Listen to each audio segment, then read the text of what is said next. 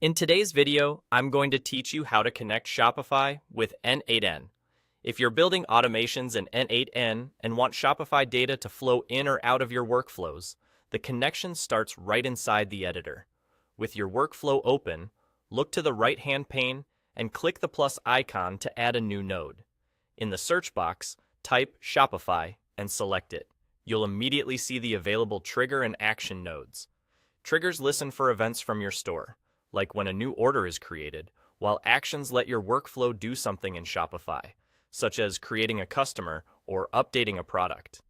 Even if you're not sure which one you'll use in the final build, this is a great place to explore what's possible. Choose the node that matches your goal, and n8n will add it to your canvas and open its configuration panel. This panel is where you define what the node should do and how it should talk to Shopify. The exact fields you see depend on the node you picked, but before you can do anything meaningful, you need to link your Shopify account. Inside the configuration, click Set Up Credential. This tells n8n which secure credentials to use whenever this node runs. Credentials are stored safely within n8n, so you don't have to hardcode anything in your workflow. For security, only use credentials you trust and avoid sharing them with others who don't need access. Enter your Shopify credential details so n8n can connect. Take a moment to double-check what you type, especially the store address and any access values provided by Shopify. Small typos or extra spaces are a common source of connection issues. Make sure the permissions behind your credentials match what the node needs. For example, if your node updates products, the credentials should allow product edits.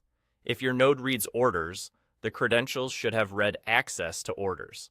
Keep sensitive information private and do not paste it into workflow notes or comments.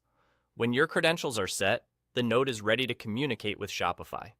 You can now fine-tune the node's options, like selecting which resource to act on or which event to watch, knowing the connection is in place. If you don't immediately see Shopify in the search, confirm that your n8n instance is up to date and that you have the necessary permissions to create credentials. That's all there is to it. You've added a Shopify node, opened its configuration, set up the credential, and connected Shopify to n8n. From here, you can continue building the rest of your automation with confidence.